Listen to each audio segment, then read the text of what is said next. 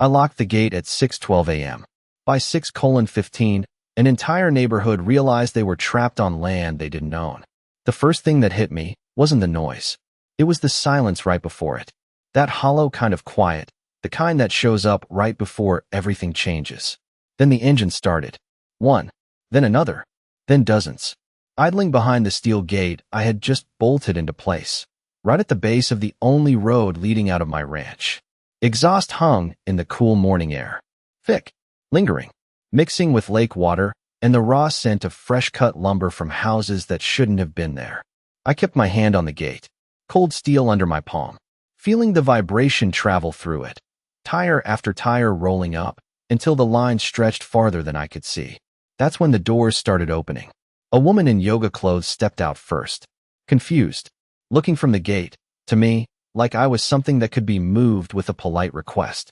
Behind her, a delivery truck pulled up, then a school bus, brakes hissing, kids pressing their faces to the glass, trying to understand why their morning didn't make sense anymore. And above all of it, the lake. Still, bright, like nothing had changed, like it hadn't just watched 27 brand new homes rise up along its edge on land that was never for sale. My land, Caldwell Ranch. 47 acres of lakeside property my father spent his entire life protecting, one fence post, 1 mile of gravel at a time. I can still hear his boots on that road. That steady crunch of limestone. The kind of sound that means something is real, something is yours. He built that road in 1983, hauled every load of gravel himself, in a truck that barely held together. Laid it down piece by piece until it connected the highway to the lake like a vein carrying life into the land. He used to tell me, son, land doesn't need you to own it. It needs you to understand it. And standing there that morning, watching a neighborhood realize it had just hit a dead end, I understood exactly what he meant. Because 6 weeks earlier, this didn't look like a standoff. It looked like a mistake. I had just gotten back from Colorado. 3 months managing a flood control project. All I wanted was quiet, water, dust, something familiar.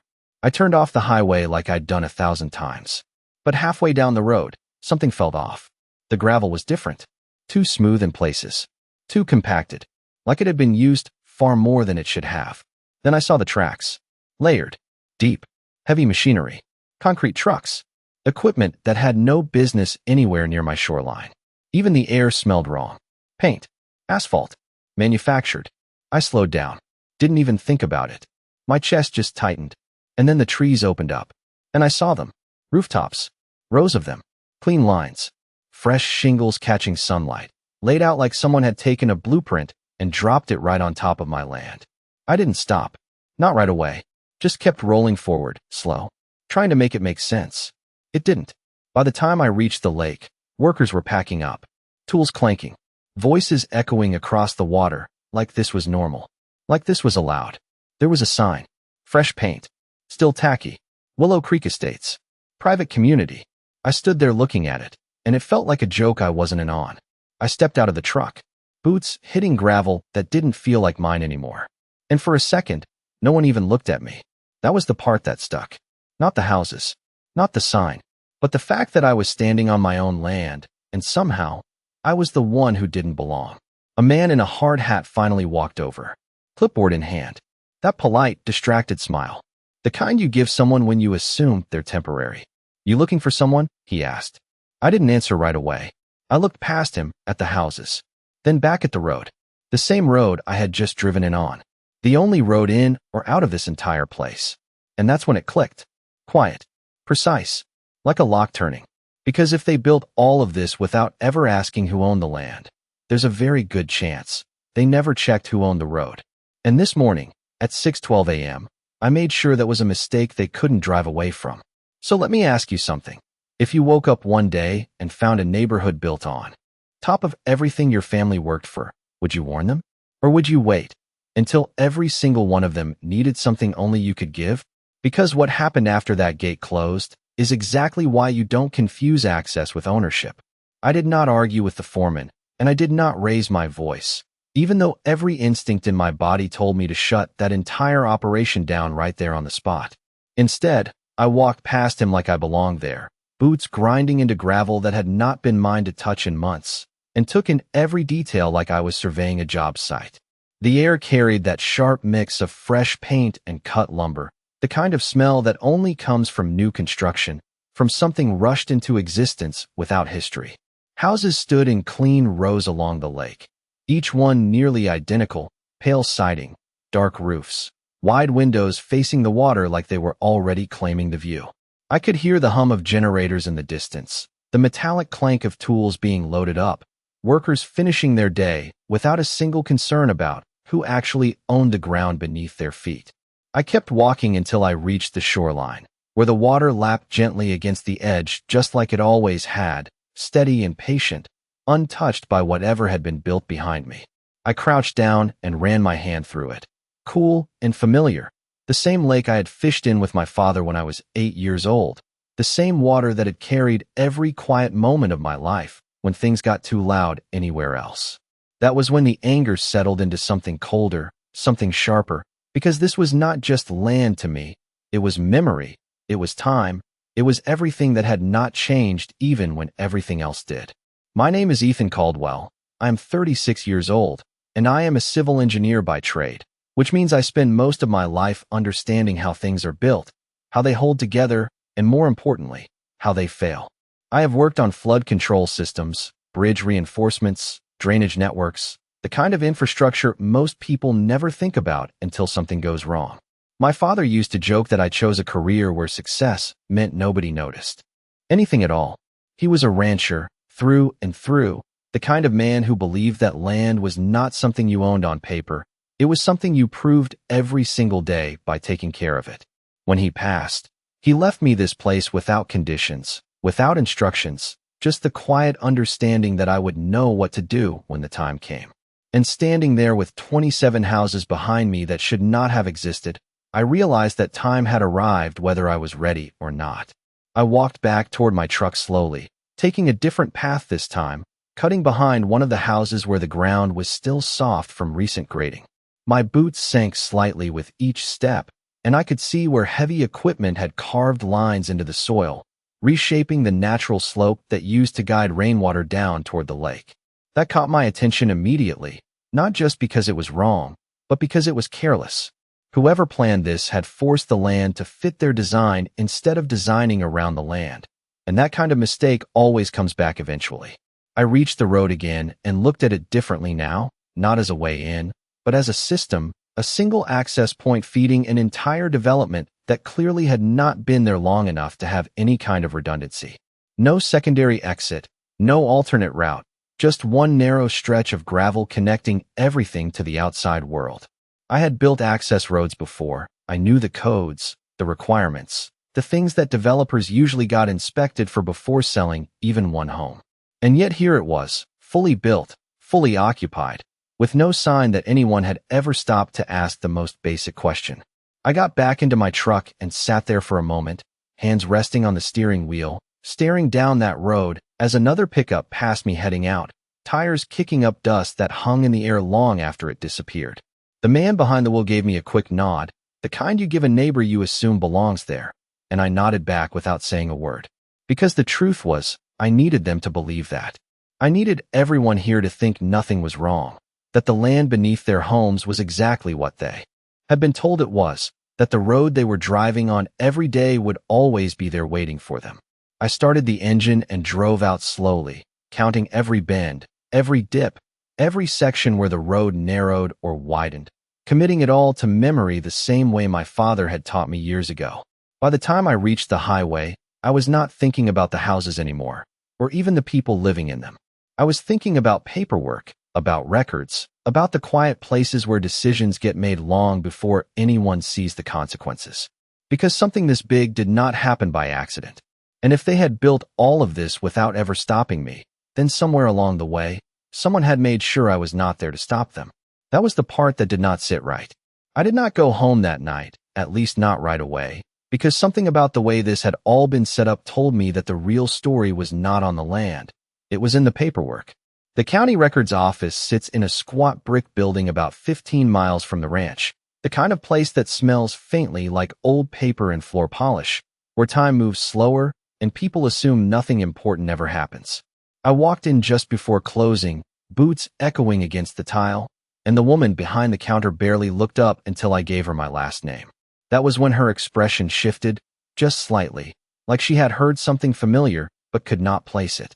I asked for everything tied to my parcel: deeds, zoning changes, development permits, anything filed in the past 6 months, and while she printed the request, I could feel that same quiet tension building in my chest, the kind that comes when you know you are about to confirm something you already suspect.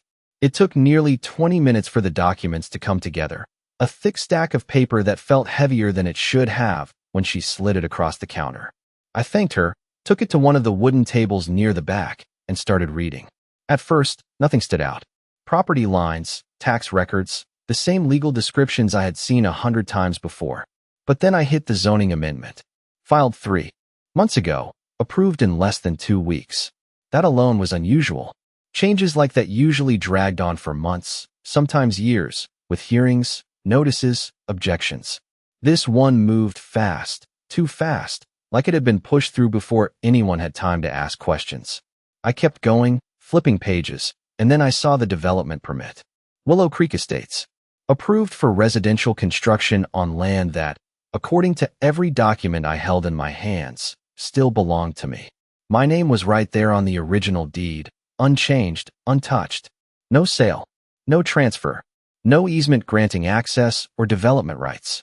Just my property, on paper, exactly as it had been when my father left it to me. I leaned back in the chair, the wood creaking under my weight, and let out a slow breath as the pieces started to line up in a way I did not like. This was not a mistake. Mistakes leave gaps, inconsistencies, things that do not quite match up. This was clean, organized, deliberate. Someone had built an entire subdivision on land they did not own and somehow convinced the system to look the other way long enough to make it real. I gathered the papers into a neat stack and took them back to the counter, asking for copies of everything, including the signatures on the approvals. The woman hesitated for a moment, then nodded and disappeared into the back. When she returned, she handed me the copies along with a small slip showing the approving authority. That was when I saw her name for the first time. Margaret Whitmore. I did not recognize it immediately, but something about it stuck, like I had heard it before in passing, maybe on a local news segment or a county meeting notice. I folded the papers carefully, slid them into a manila folder, and walked out into the fading light, the sky turning that deep orange that always reminded me of late summer evenings on the ranch. On the drive back, I did not turn on the radio. I just let the sound of the engine fill the cab while my mind worked through every angle of what I had just seen. Zoning pushed through fast. Development approved without ownership transfer. Construction completed while I was out of state. It all pointed in one direction. Influence. The kind that does not need to break rules because it knows how to bend them just enough to pass unnoticed. The next morning, I decided to see it from the other side. I drove back to the ranch, this time not as the owner, but as someone who did not belong, someone curious enough to ask questions without raising suspicion. The entrance had changed overnight in a way that made my jaw tighten. A temporary sign had been replaced with a larger one, polished wood, gold lettering, the kind of thing designed to impress people before they even saw the houses.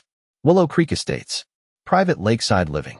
Below it, a smaller plaque listed the Homeowners Association, and there it was again. President, Margaret Whitmore. I parked just outside the main cluster of houses and stepped out, keeping my posture relaxed, my pace unhurried. A woman was already walking toward me from one of the driveways, mid-50s, perfectly styled hair, light-colored blouse that looked like it had never seen a day of actual work, sunglasses perched just high enough to let her look over them instead of through them. She smiled before she spoke, the kind of smile that felt practiced rather than genuine. "Can I help you?" she asked, her tone polite but firm, like she had already decided what the answer should be. I returned the smile, just enough to match her energy. "Just taking a look around," I said. "Beautiful place you have here." Her smile widened slightly, and for a moment, she seemed pleased, like she had been waiting for someone to say exactly that. "We are very proud of what we have built," she replied, gesturing toward the houses behind her. "This community is something special." I nodded, letting my eyes drift toward the lake, then back to her. "It is," I said. "Who handled the development?" She did not hesitate. "Our board worked closely with the county," she said. Everything was done properly. There was confidence in her voice, the kind that comes from believing you are untouchable. I glanced at the road behind her, the same road every single resident would have to use to get in or out, and then back at her again. That must have taken a lot of coordination, I said. She tilted her head slightly, studying me now, like she was starting to wonder why I was asking. It did, she said. But when you know the right people, things move quickly. And that was when I knew exactly who she was. Margaret Whitmore did not ask me who I was, and that told me everything I needed to know about how she operated. Because people like her do not look for ownership, they look for confidence. And if you stand in front of them without hesitation, they assume you belong. I kept my expression neutral, hands relaxed at my sides, while she watched me with that same polished smile that never quite reached her eyes. Up close, I could see the details that matched the name on the paperwork, the expensive watch, the perfectly maintained nails, the kind of presence that comes from years of being listened to without question. She gestured toward the houses again, like she was giving a tour. We have sold most of the properties already, she said, her voice smooth and controlled. People are very excited about lakeside living without the inconvenience of rural management. I almost smiled at that, the way she said inconvenience like it was something beneath her, like the land itself was a problem to be solved rather than something to respect. I nodded slowly, taking in the line of homes, the fresh concrete driveways, the landscaping that had been rolled out like carpet over soil that had never been meant to hold it. And the land? I asked, keeping my tone casual. Who handled acquisition? For the first time, there was a slight pause, not long enough for most people to notice, but enough for me. The development group coordinated everything through the county, she replied, shifting her weight just slightly. All ownership matters were resolved before construction began. That answer was clean, rehearsed, and completely disconnected from the documents sitting in my truck. I let a few seconds pass, like I was processing what she said, then gave a small nod. That is impressive, I said. Moving that fast usually means strong connections. Her smile sharpened at that, just a fraction, like she appreciated the acknowledgement. It helps to understand how the system works, she said. Most people do not. I glanced past her toward the road again, watching a couple pull out of their driveway, their tires rolling over gravel that still belonged to me, and then back to her. I can see that, I said. Everything looks very efficient. She followed my gaze briefly, then looked back at me, studying me more closely now, like she was starting to place that something was off. Are you considering buying? She asked. I shook my head lightly. No, I said. Just curious. That answer seemed to settle something in her, and her posture relaxed again, the confidence returning to her shoulders. Well, curiosity is what brings most people here, she said. And then they realize this is exactly where they want to be. I gave her a polite nod and stepped back toward my truck. It is a beautiful location, I said. You chose well. She smiled again, satisfied, and turned to walk back toward the house she had come from, already moving on to whatever came next in her day, completely certain that the ground beneath her feet was secure. I watched her for a moment longer, then got into my truck and closed the door quietly, the sound of it sealing off the outside noise as I sat there with my hands on the wheel. The smell of the interior, leather and dust, and something faintly metallic from tools in the back, grounded me in a way the scene outside could not. Because out there, everything was built on an assumption that had never been tested.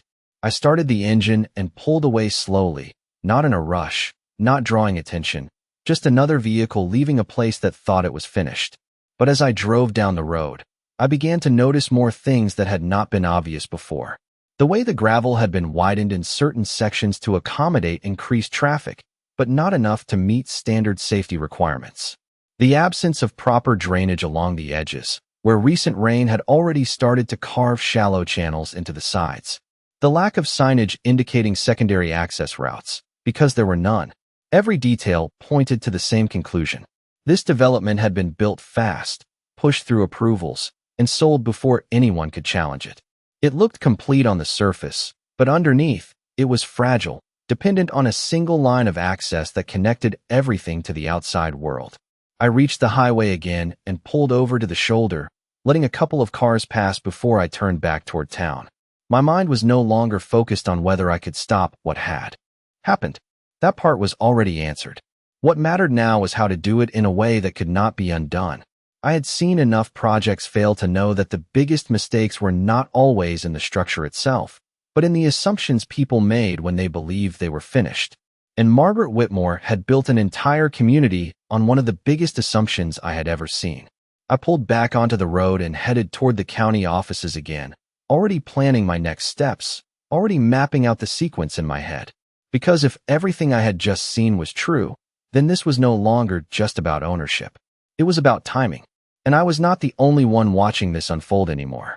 I should have gone straight to a lawyer, and for a few hours that afternoon, I convinced myself that was exactly what I was going to do, because that is what people do when something like this happens. They hire someone, file a case, and let the system grind its way toward a solution. But the more I sat in that parking lot outside the county building, the more I realized this was not going to work the way it was supposed to.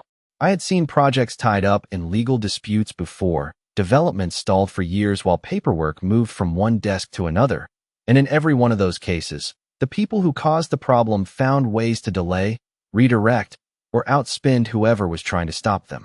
Margaret Whitmore did not build an entire neighborhood by playing slow. She moved fast, and she had people in place to keep things moving. So I needed to see how far that influence reached before I made my move. I went back inside and asked to speak with someone from the planning department, keeping my tone neutral, like I was just another landowner with a question about permits. They sent me down a narrow hallway to an office with a glass door and a nameplate that had seen better days. Inside, a man in his late 40s sat behind a desk covered in files, the kind of organized mess that told me he handled more work than he had time for. He looked up when I knocked, eyes tired but alert. "Can I help you?" he asked. I stepped in and closed the door behind me. "I hope so," I said. "I have a question about a development out by the lake." He nodded, gesturing for me to sit. "Which one?" he asked. I watched his face carefully as I answered. "Willow Creek Estates." There it was, just for a second, a flicker of recognition followed by something else, something closer to caution. "What about it?" he asked. I reached into my folder and pulled out copies of the documents, setting them on his desk one by one. "I own the land it is built on," I said. The room went quiet in a way that felt heavier than it should have. He did not respond right away. Instead, he leaned forward, scanning the papers, his eyes moving quickly across the lines like he was looking for something specific. "That is not possible," he said finally, but there was no conviction behind it. "The permits were approved." "I know," I said. "I have the approvals right here." He sat back slowly, running a hand across his face as he looked from the papers to me and back again. "Look," he said after a moment, lowering his voice slightly. "Those approvals came from above my level. By the time it hit my desk, everything was already signed off." I kept my expression steady, even though that confirmed exactly what I had been thinking. "Above your level?" I asked. He hesitated, then nodded. "Council review, expedited process," he said. "It happens sometimes for large developments." "Without verifying ownership?" I asked. That was when he finally met my eyes directly. "Not without pressure," he said. The word hung there between us, simple and heavy at the same time. I leaned back in the chair, letting that sink in. "So what happens now?" I asked. He gave a short, almost humorless laugh. "Normally," he said, "you file a dispute, it goes to court, and it drags on for a long time." He tapped the papers lightly with his finger. "But this is not normal." "No," I said. "It is not." He studied me for another moment, like he was trying to decide how much to say. "You need to understand something," he said finally. "People have already bought those houses. They have mortgages, contracts, families moving in. This is not just a paperwork issue anymore. It is a situation." I nodded slowly. "I am aware," I said. "Then you also know," he continued, "that any move you make is going to affect more than just the people who approved this." That was the first time anyone had said it out loud, and hearing it did not change my thinking the way he probably expected it to. If anything, it clarified it. Because he was right. This was bigger than a simple correction. It was a chain reaction waiting to happen. I gathered the papers back into my folder and stood up, the chair scraping softly against the floor. "I appreciate your time," I said. He nodded, but there was a tension in his expression now, like he was watching something unfold that he could not stop. As I reached the door, he spoke again. "If you are planning to challenge this," he said, "you should move quickly." I paused with my hand on the handle, then looked back at him. "That is the interesting part," I said. "I am not in a hurry." I stepped out into the hallway, the sound of the door closing behind me echoing faintly as I walked toward the exit. Because rushing into a fight like this would only give them time to react, to adjust, to protect themselves the way they always did. But if I waited, if I let them settle in, let them believe everything was secure, then whatever came next would not just disrupt their plans, it would dismantle them entirely. And for the first time since I had seen those houses, I felt something shift from frustration to control. Because this was not about stopping what they had built anymore. It was about deciding when to let it fall. I stepped outside into the afternoon sun, the heat rising off the pavement in slow waves, and stood there for a moment, looking out toward the direction of the ranch even though I could not see it from here. Somewhere out there, Margaret Whitmore was continuing her day like nothing had changed, confident that her version of reality would hold. And for now, I was going to let her keep believing that. I did not return to the ranch the next day, or the day after that, because the hardest part of this was not confronting what had happened, it was letting it continue long enough to become irreversible for them. Instead, I stayed in town and started watching everything from a distance, the way you observe a system before you decide where to apply pressure. I spent mornings at a small diner off the highway where contractors and delivery drivers usually stopped, the kind of place where conversations drift freely because nobody expects anyone to be listening too closely. Over black coffee and the low hum of conversation, I began to hear pieces of Willow Creek Estates mentioned more often than I expected. People talked about how quickly it had gone up, how the houses were selling faster than anything else in the area, how the Lakeview alone was driving prices higher every week. One man mentioned that the last phase was nearly sold out. Only a few homes left before everything was completely occupied. That detail stayed with me longer than the rest. Fully occupied meant fully committed, and fully committed meant there was no easy way out once the truth surfaced. In the afternoons, I drove past the entrance without stopping, just enough to see the steady flow of cars going in and out, families settling into routines, moving trucks unloading furniture, landscaping crews finishing the final touches. Every day it looked more permanent, more established, like it had always been there. And every day, that made what I was planning more effective. I kept track of patterns without making it obvious. Traffic peaked around 7 in the morning and again just after 5 in the evening. Delivery vehicles came through mid-morning, usually in clusters. The school bus followed a consistent route, entering at the same time and leaving within minutes. There was no variation, no backup access, no contingency for anything disrupting that single stretch of road.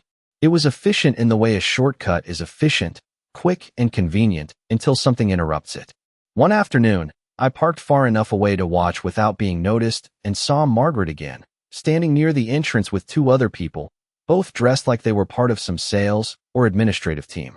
She moved through the space with the same confidence as before, gesturing toward the homes, pointing out features, selling the idea of stability and exclusivity. I could not hear what she was saying from where I sat, but I did not need to. I had already heard enough. The important part was not what she told them, it was what she believed herself. She thought this was finished. She thought the hard part was over. That was the mistake. By the end of the first week, I had everything I needed to understand how the development functioned on a daily basis. By the end of the second, I started putting together the pieces I would need to act. I met with a surveyor I trusted, someone who had worked on boundary confirmations for large properties before and knew how to document things in a way that held up under scrutiny. We walked through the original plats, the deed descriptions, the coordinates that defined every inch of the ranch. There was no ambiguity. The road, from the highway all the way to the lake, was entirely within my property line. No shared access, no recorded easement, nothing that legally allowed anyone else to use it without my permission. Hearing it confirmed out loud did not surprise me, but it did something else. It removed the last layer of doubt that might have made me hesitate. After that, I reached out to a contractor I had worked with years earlier, someone who specialized in installing heavy access gates for industrial sites. I kept the conversation simple, asked about availability, materials, installation timelines. He did not ask many questions, just gave me options and pricing like it was any other job. I chose something solid, something that could not be easily bypassed or ignored, and scheduled it for a date that gave me enough time to let everything else fall into place. In between those steps, I kept watching. The final homes were sold.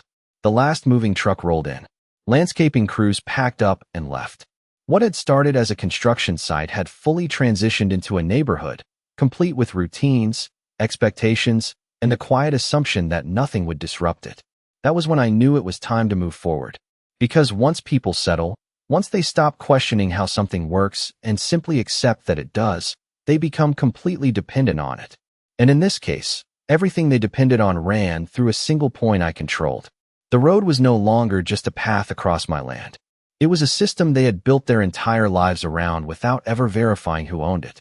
I drove out to the ranch one evening, just before sunset, the sky, turning that deep gold that stretched across the water and made everything look calm, untouched, like the past few weeks had not happened at all.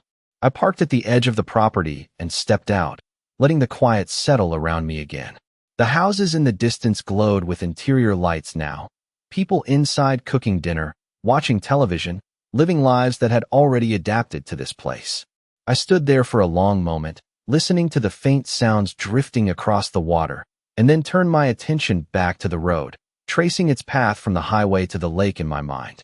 Because everything that was about to happen depended on that single line of access, and the exact moment I chose to change it. The detail that changed everything was not something hidden in a document or buried in a legal clause. It was something small, almost forgettable, the kind of thing most people would drive past every day without ever noticing. It was a sign. I saw it on my third drive past the entrance that week, partially obscured by a newly planted row of shrubs that had not fully taken root yet. A rectangular metal marker, weathered compared to everything around it, its edges slightly bent from years of exposure, standing just off the side of the road where the gravel met the natural slope of the land. It had been there long before any of those houses existed, long before Margaret Whitmore ever decided that this place was hers to control.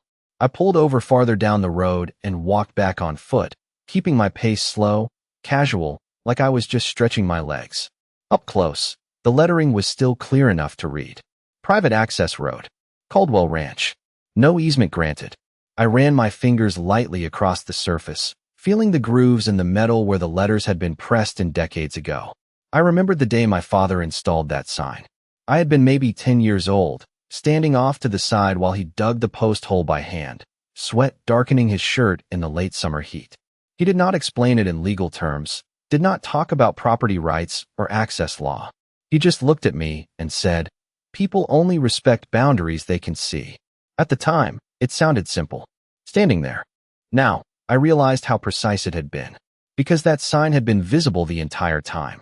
It had not been removed, not officially, not even relocated. It had simply been ignored, treated like a relic instead of a statement. And that was the crack in their system.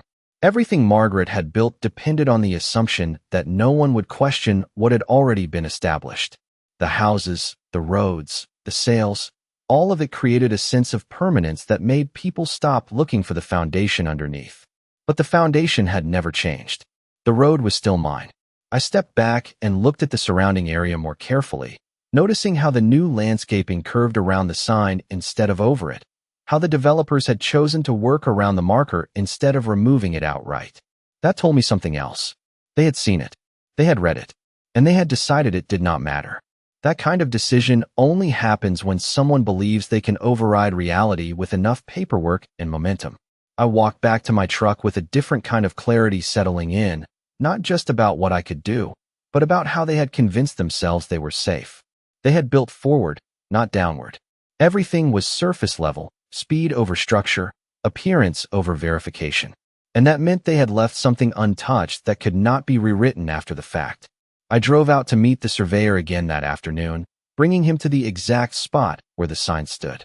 He studied it for a long moment, then checked his instruments, confirming coordinates, aligning them with the original deed descriptions. "This is clean," he said finally. "There is no ambiguity here. The road is entirely within your boundary." I nodded, but my attention stayed on the sign. "They saw this," I said. He glanced at me.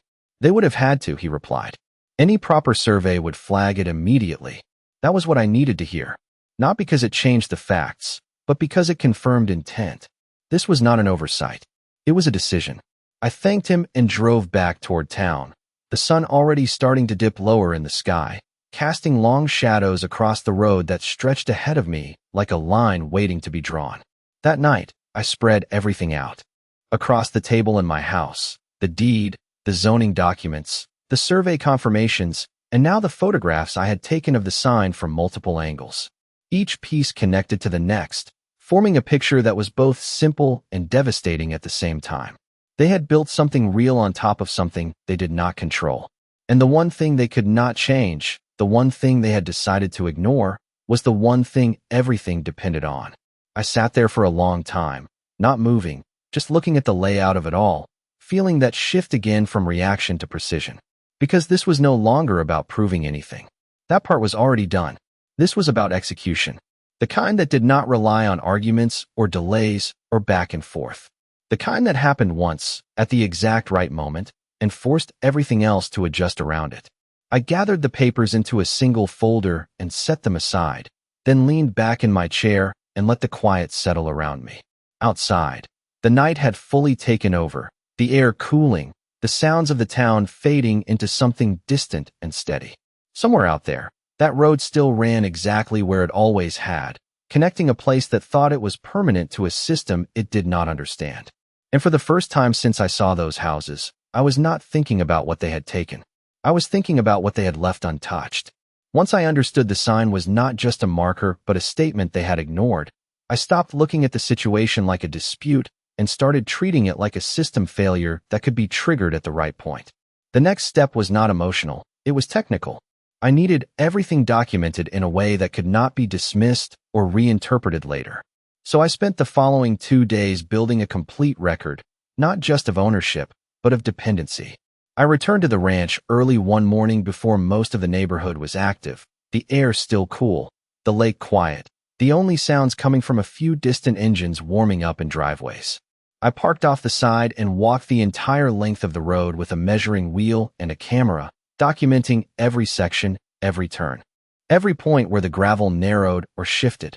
I recorded the exact distance from the highway entrance to the first house, then from house to house, noting how every structure relied on that single access line to function. Mail delivery, emergency services, utilities, everything flowed through that one corridor. There were no alternate paths, no secondary routes hidden behind the development, no shared easements connecting to neighboring properties. It was a closed system built on a single assumption. By mid-morning, traffic started picking up, and I stepped aside, letting vehicles pass as I continued my work. Most drivers barely noticed me, assuming I was part of some routine inspection or maintenance. That worked in my favor. I needed to be invisible, just another detail in the background of a place that believed it was already complete. After finishing the physical documentation, I moved to the next layer. I filed a formal notice of ownership verification with the county, not as a complaint, but as a record. It was a simple document, stating that the road in question was privately owned and had no recorded easement granting public or shared access. No accusations, no demands, just a fact entered into the system. The clerk processed it without much reaction, stamping it and adding it to the file like it was any other routine submission. That was exactly what I wanted. The less attention it drew now, the more impact it would have later. From there, I contacted a civil attorney I trusted, someone who understood infrastructure law as much as property law. We met in his office that afternoon, a quiet space lined with case files and maps that looked more like engineering plans than legal documents. I laid everything out for him, the deeds, the survey confirmations, the photographs of the sign, the traffic patterns, the lack of easement. He listened without interrupting, occasionally making notes, occasionally asking for clarification on specific points. When I finished, he leaned back in his chair and looked at me for a long moment. "This is clean," he said. "Legally, you are on solid ground." I nodded. "I know," I said. "The question is how to act on it." He tapped the edge of the folder lightly. "If you go to court, you will win," he said. "But it will take time, and in the meantime, the development continues operating as if nothing is wrong." "I am not interested in waiting," I replied. He studied me again, then gave a small nod, like he understood where I was going without me having to say it directly. "Then whatever you do," he said, "needs to be within your rights and undeniable." That was the key. Not aggressive, not reactive, just undeniable. I left his office with a clear understanding of the legal boundaries, not as limitations, but as parameters. Everything I was about to do had to sit firmly inside those lines, so that when the situation shifted, there would be no argument left to make. Over the next few days, I finalized the logistics. The contractor confirmed the installation date for the gate. The materials were ordered: heavy steel, anchored posts, locking mechanisms designed for controlled access points. I arranged for signage to accompany it, clearly stating private property, no trespassing, access restricted without permission. Every piece aligned with the original marker my father had placed decades ago, reinforcing what had always been true rather than introducing anything new. At the same time, I kept watching the development. Life there had settled into a rhythm now, routines fully established, residents no longer questioning anything about how the place functioned. Cars came and went, children waited for the bus, delivery drivers followed familiar routes without hesitation. It all looked stable, predictable, permanent. And that was exactly when systems are most vulnerable, not when they are under construction, but when they are assumed to be finished. One evening, I drove out again and parked near the entrance, watching as the last few vehicles returned for the day, headlights sweeping across the road as they passed through the same narrow point every time. I traced that movement with my eyes, from entry to exit, from exit back to entry, over and over, until it became almost mechanical in my mind. Because once that movement stopped, everything else would have to respond to it. I stayed there until the road went quiet, until the only sound left was the faint ripple of the lake in the distance and the occasional breeze moving through the trees. Then I started the engine and pulled away, knowing that the next time I stood at that entrance, it would not be to observe anything. I realized I was not the only one who understood something was off, because once I started looking closely, small signs of doubt were already beginning to surface around the edges of the development, subtle enough that most people ignored them, but clear enough if you knew what to watch for.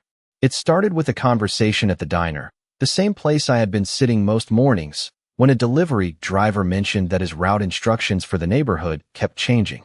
He said the address system did not fully match what was registered in his GPS, like the development had been added too quickly for everything else to catch up. It sounded minor, the kind of inconvenience people brush off, but to me it meant something else. It meant the system outside the neighborhood had not fully recognized what existed inside it. That gap mattered. Later that day, I stopped by the local utility office under the same pretense I had used before, just another landowner asking questions. I asked about service connections to the properties by the lake, how they had been routed, whether they were tied into existing infrastructure or set up as a new extension. The woman at the desk pulled up the records and frowned slightly as she scrolled. These were approved as temporary service lines during construction, she said. Permanent conversion paperwork is still pending.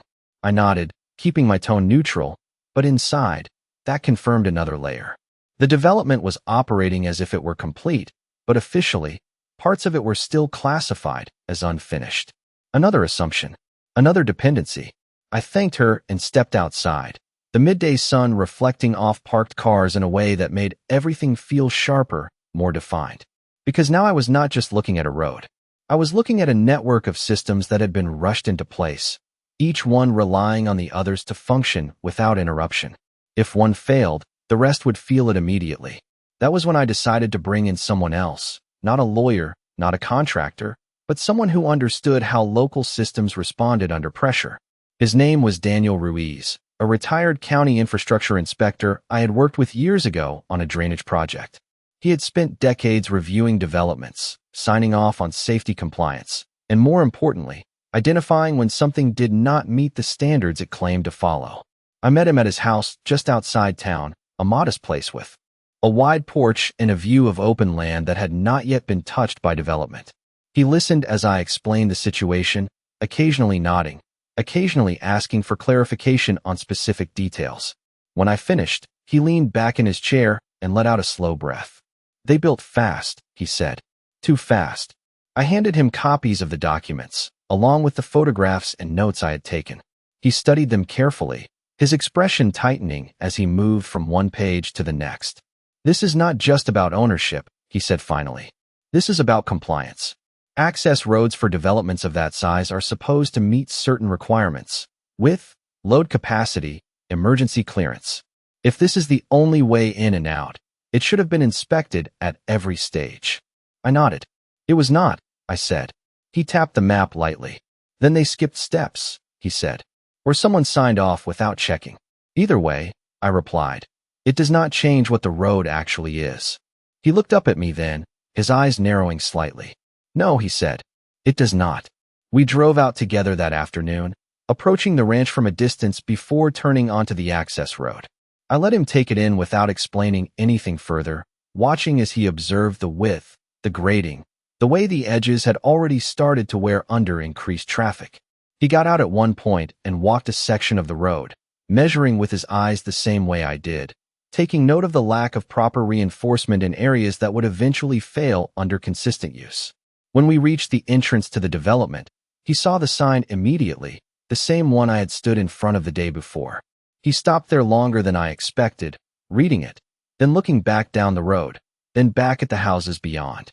They knew, he said quietly. I did not respond, because there was nothing to add to that. He turned to me after a moment. What are you planning? He asked. I held his gaze, steady and direct. Nothing outside my rights, I said. He nodded slowly, like he understood exactly what that meant without needing further explanation. Then when you do it, he said, it is going to hit all at once.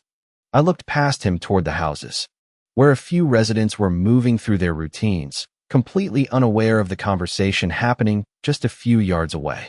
That is the idea, I said. We stood there for another moment in silence, the weight of what was coming settling into the space between us, not heavy, but certain, because everything we had just confirmed pointed to the same conclusion. This was not a fragile situation waiting to collapse on its own. It was a stable system built on a single point of failure. And once that point was triggered, everything connected to it would have to respond immediately. Daniel stepped back toward his truck, glancing once more at the road stretching out behind us. You are going to change how this place works, he said. I watched the same line, tracing it from the highway to the lake, already seeing it differently in my mind. No, I replied quietly. I am going to remind it what it actually is. And that was when the plan stopped being theoretical. By the time everything was confirmed, the plan was no longer something I needed to think through step by step. It had already settled into place like a structure that had been designed long before it was built. What mattered now was timing and precision. I chose a Monday morning, not because it was dramatic, but because it was predictable. Mondays carry routines, people leaving for work, school buses running on schedule, deliveries stacked up after the weekend. If anything disrupted that pattern, it would be felt immediately. The contractor arrived just after 5:30, before sunrise had fully broken over the horizon, the sky still holding that dim blue light that makes everything feel quieter than it actually is. His truck rolled in without headlights once he turned off the highway, tires crunching over gravel in a way that sounded almost too loud in the stillness. Two more vehicles followed, carrying the steel components we had ordered, heavy posts, reinforced panels, hardware designed for industrial access points rather than residential gates. This was not something that could be pushed aside or ignored. I met them at the entrance, already there before they arrived, coffee in hand, the air cool enough that you could see your breath if you stood still long enough. There was no conversation about why the job was happening, only confirmation of placement, measurements, and alignment. We had already walked through it days earlier. Now it was execution. The first post went in just off the shoulder of the road, drilled deep into the ground, anchored in a way that made it part of the land rather than something placed on top of it. The sound of the equipment echoed across the open space, low and mechanical, steady in its rhythm. One by one, the components came together, each piece locking into the next until the structure began to take shape. As the sky lightened, the first signs of activity from the neighborhood started to appear in the distance. Porch lights turning off, garage doors opening, engine starting. From where we stood, it looked like any other morning beginning the same way it always had. That was the point. I watched the alignment carefully, making sure the gate sat exactly where the boundary line dictated, not an inch beyond, not an inch short. The contractor checked his measurements twice, then once more, before securing the final bolts. By the time the sun broke over the horizon, the gate was fully in place, steel spanning the width of the road, anchored posts on either side, locking mechanism set at center height. The signage went up next, clear, direct, impossible to misinterpret. Private property. No unauthorized access. Caldwell Ranch. The lettering caught the early light, reflecting just enough to draw attention without needing explanation. The crew packed up quickly after that, their job complete, leaving behind a structure that looked like it had always belonged there. I stood there alone once they left, the road stretching out behind the gate toward the houses that were just beginning to come to life. For a few minutes, nothing happened. The quiet held, that same hollow stillness I had felt before, like the system was pausing just long enough to register a change it did not yet understand. Then the first car appeared, a sedan rolling down from one of the houses, moving at a normal pace until the driver saw the gate. Brake lights flared, the vehicle slowing, then stopping a few feet short of the steel barrier. The engine idled, hesitation visible even from a distance. The driver sat there for a moment, then pulled slightly to the side, like there might be a way around it. There was not. A second car followed, then a third, each one repeating the same pattern: approach, slow, stop, wait. Within minutes, a line began to form, not long at first, just enough to disrupt the flow that had always been taken for granted. I did not move from where I stood. I did not wave, did not signal, did not explain. This was not a conversation. This was a condition. A pickup truck pulled up closer than the others, the driver stepping out and walking toward the gate, his boots hitting the gravel with a steady rhythm. He looked at the sign, then at me, confusion shifting into something sharper as he tried to process what he was seeing. "What is this?" he asked, his tone not aggressive, just direct. I met his gaze calmly. "Private access road," I said. "No easement." He glanced back at the line of cars forming behind him, then back at me again, like he was expecting something more, some clarification that would make the situation simpler than it was. When none came, he let out a slow breath and stepped back, returning to his truck without another word. The line behind him grew longer, engines idling, people starting to step out of their vehicles, conversations beginning to overlap in low, uncertain tones. And through all of it, the gate did not move. The system they had built their routines around had encountered something it could not bypass, and for the first time since those houses went up, it had to stop. The first few minutes felt almost quiet, like the situation had not fully registered yet. But that changed quickly as more people stepped out of their cars and the realization began to spread through the line. Conversations overlapped, voices rising just enough to carry across the gravel, questions bouncing from one person to another without anyone having an answer. I could see it in their faces, not anger at first, but confusion, the kind that comes when something you rely on suddenly stops working without warning. A woman near the front of the line checked her phone, probably looking for a contact, maybe the HOA, maybe someone who could explain what this was supposed to be. Behind her, a man in a suit glanced repeatedly at his watch, the small movements becoming more frequent as the minutes passed. The school bus sat halfway down the road now, engine idling, the driver standing outside with one hand on the door, scanning the scene ahead like he was waiting for instructions that were not coming. I stayed where I was, just off to the side of the gate, close enough to be seen, far enough that I was not in anyone's way. This was not about confrontation. It was about reality settling in.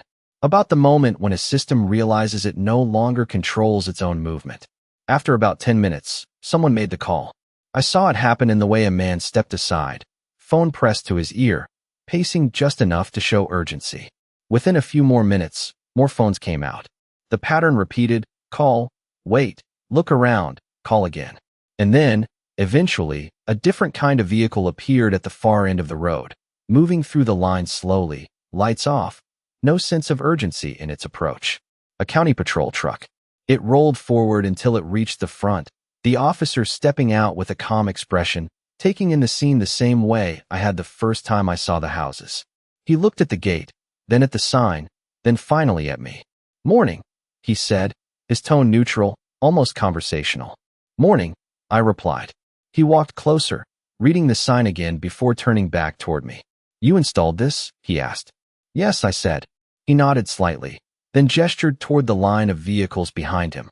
"People are trying to get out," he said. "I can see that," I replied. He studied me for a moment, like he was weighing how to approach this, then asked the question I had been expecting. "Is this road public access?" "No," I said. "Private property. No recorded easement." He glanced at the sign again, then backed down at a small device in his hand, likely pulling up records. The pause stretched just long enough for the tension behind him to grow louder, voices carrying forward as more people realized someone official had arrived. After a few seconds, he let out a slow breath and slipped the device back into his pocket. "I am not seeing any easement on file," he said. "That matches my documentation," I replied. He nodded again, then turned slightly, addressing the group behind him without raising his voice. "All right, everyone," he called out. "This is a private access road. We are going to need to figure out an alternative solution." The reaction was immediate, not aggressive, but sharp, like a collective shift from confusion to concern. Questions came faster now, directed at him, at me, at anyone who looked like they might have authority over the situation. He held up a hand, not to silence them, but to slow the pace. "I understand," he said. "But right now, there is no legal basis to force this gate open." That was the moment everything changed. Not the installation, not the first car stopping, but that sentence. Because it confirmed what I had already known. This was not a misunderstanding that could be cleared up in a few minutes. It was a structural issue that required time, coordination, and acknowledgement from people who had not yet realized they were part of it. I watched as the officer stepped aside to make his own call, likely reporting the situation up the chain, while the line of residents continued to grow behind him. Engines idled, doors opened and closed. People shifted from one foot to the other, waiting for something to resolve itself the way it always had before. But nothing resolved. The gate remained exactly where it was, the sign clear, the boundary unchanged. A few minutes later, I saw a familiar figure moving through the crowd from the direction of the houses, her pace faster than before, posture tighter, the controlled confidence from earlier replaced by something more urgent. Margaret Whitmore. She reached the front of the line and stopped just short of the gate, her eyes moving from the sign to me and back again, taking in the entire situation in a matter of seconds. For the first time since I had met her, she did not smile. "What is this?" she asked, her voice steady but edged with something that had not been there before. I met her gaze without shifting. "Boundary enforcement," I said. She held my stare, the silence between us stretching just long enough to make everything around us feel distant, like the noise of the crowd had dropped away. And in that moment, I could see it. Not confusion, not even anger, but recognition. Because she understood exactly what had been overlooked. Margaret Whitmore did not raise her voice, and that was the first sign that she understood exactly how serious this was, because people like her only stay calm when they are calculating. She stepped closer to the gate, close enough to read every word on the sign without obstruction, her eyes scanning the lettering slowly before returning to me with a level of focus that had replaced the polished confidence I had seen before. "This is a misunderstanding," she said, her tone measured, controlled, like she was already shaping the narrative she wanted everyone else to believe. I shook my head slightly. "No," I replied. "It is not." The officer stood a few feet away, watching the exchange without interrupting, his presence steady but neutral, as if he already knew where the legal line was drawn and had no intention of crossing it. Margaret glanced toward him briefly, then back at me, recalibrating. "You cannot just block access to an entire community," she said. "There are residents here. Families." I held her gaze. "There is no recorded easement," I said. "This road is private property." The words landed differently this time, not as information, but as confirmation. Around us, the conversations behind her had grown louder, more urgent, the tone shifting from confusion to concern as more people realized that this was not something that could be resolved with a quick explanation. Margaret took a slow breath, then changed her approach. "If there is a legal issue," she said, "we can address it through the proper channels. There is no need to create disruption." I almost nodded at that, because on the surface, it sounded reasonable. But the timing of it was the part that mattered. "This is the proper channel," I said. Her expression tightened, just slightly, the first visible crack in the control she had maintained since I met her. "You are affecting people who have nothing to do with this," she said. I let that sit for a moment before responding.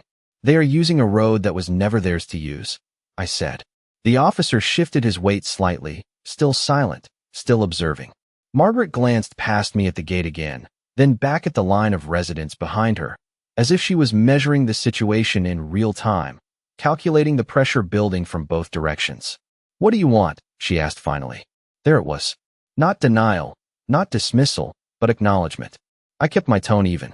"Recognition of ownership," I said, "and a legal agreement that reflects it." She studied me for a long moment, her eyes searching for something, hesitation, uncertainty, anything she could use to regain control of the situation. She did not find it. "That takes time," she said. "Then time is what this will take," I replied. Behind her, someone called out, asking how long this was going to last. Another voice followed, then another, the questions layering over each other as the reality of the situation spread further down the line. Margaret turned slightly, addressing them with a calm that felt practiced but strained. "We are working on it," she said. "Please remain patient." The words sounded familiar, like something she had said before in other contexts, other situations where control had never actually been challenged. But this was different. There was no board decision she could call, no quick approval she could push through, no paperwork that could instantly rewrite the physical reality in front of her. The gate was there. The boundary was real. And for the first time, she had to operate within it. She turned back to me, her voice lower now, more direct. "You are putting yourself in a difficult position," she said. I met her gaze without shifting. "No," I said. "I am standing in the one that has always been mine." The silence that followed was not empty. It was full of recognition, not just between us, but in the space around us, as the situation settled into something undeniable. The officer finished his call and stepped back toward us. "I have reported the situation," he said. "At this point, it is a civil matter. There is nothing further I can enforce here." Margaret nodded once, tight, controlled, then looked back at me one last time. There was no smile now, no attempt to soften the moment. Just calculation, and something beneath it that had not been there before. Awareness. Because she knew what this meant, not just for the road, but for everything connected to it. The homes, the contracts, the approvals, all of it tied to a single assumption that had just been challenged in a way she could not ignore. She stepped back from the gate, turning toward the line of residents, already shifting into whatever came next for her. Damage control, negotiations, something that would try to contain what had already started to spread. I watched her move through the crowd, her presence still commanding attention, but no longer unquestioned, because the system she had built no longer moved the way she expected it to. And once that change takes hold, it does not reverse itself easily. I turned my attention back to the gate, the steel catching the morning light, solid and unmoving, exactly where it needed to be. Everything that followed would have to move around it now, not through it. And for the first time since this began, there was nothing left to prove, only consequences waiting to unfold. It was already shifting in ways she could not control. The road did not open that day, and it did not open the next, because once something like that is enforced within the boundaries of the law, it does not bend just because people are uncomfortable with it. By the end of the first afternoon, the situation had already shifted from confusion to negotiation. Representatives from the Homeowners Association arrived with legal counsel, their tone controlled, their language careful, no longer speaking in assumptions, but in terms that acknowledged the reality in front of them. I stood at the same spot near the gate while they approached, folders in hand, documents prepared, the kind of preparation that only happens when someone realizes they are no longer in control of the timeline. The conversations that followed were measured, structured, and entirely different from the exchange I had with Margaret that morning. There was no denial now, no attempt to dismiss the facts. Instead, there were proposals, temporary access agreements, emergency provisions, requests for immediate resolution. I listened to each one without interruption, letting them lay out their options fully before responding. Because this was not about reacting anymore. It was about setting terms that matched what had always been true. Over the next several days, the pressure extended beyond the entrance. Utility companies began to raise concerns about service continuity. Delivery routes were rerouted or delayed. Real estate agents who had been promoting the development quietly pulled back, waiting to see how the situation would resolve before committing to anything further. The system that had once moved smoothly now required constant adjustment, and every adjustment traced back to the same point. The gate. Margaret remained present throughout it all, but her role had changed. She was no longer presenting a finished community. She was managing a problem that could not be hidden or redirected. I saw it in the way she spoke during the meetings, direct, focused, no wasted words. The confidence was still there, but it had been reshaped into something more cautious, more precise. Because she understood now that this was not something she could outmaneuver. It had to be addressed directly. The agreement came together at the end of the week, not quickly, but steadily, each clause reflecting a correction to what had been ignored before. Formal recognition of the road as private property. A legally binding easement granted under defined conditions. Compensation structured around both past use and future maintenance. Requirements for upgrades to bring the road up to proper standards for the level of traffic it now carried. It was not just a settlement. It was a reconstruction of the foundation they had built on without verifying. When the final documents were signed, it did not feel like a victory in the way people usually describe it. There was no moment of celebration, no shift in atmosphere that marked a clear end. It felt more like alignment, like something that had been out of place had finally been corrected. The gate remained for a few more days while the terms were implemented, then was adjusted to allow controlled access under the new agreement. Traffic resumed, but it moved differently now, not with the same unthinking routine as before, but with an awareness that had not been there when everything was assumed to be permanent. A few weeks later, I stood near the lake again, the same place where I had first seen the houses rising where they should not have been. The water was calm, the air steady, the sounds of the neighborhood carrying across the distance in a way that no longer felt intrusive. The road stretched behind me, unchanged in its path, but different in what it represented. Not just access, but acknowledgement. Daniel had been right. The system had not collapsed. It had adjusted, and that adjustment had reached further than the road itself. The development continued. The residents settled back into their routines, and Margaret remained in her position, but with a different approach, one that reflected the limits she had encountered. I did not need to watch it closely anymore. The boundaries were clear now, not just marked by a sign or a gate, but by an understanding that could not be ignored. I walked down to the water's edge and let the quiet settle around me again, the same way it had before any of this started. The lake did not care about paperwork or development plans. It stayed exactly what it had always been. And in the end, so did the land. Because ownership is not defined by who builds the most or moves the fastest. It is defined by what holds when everything else shifts. And out here, that had never changed. Some things only need to be enforced once.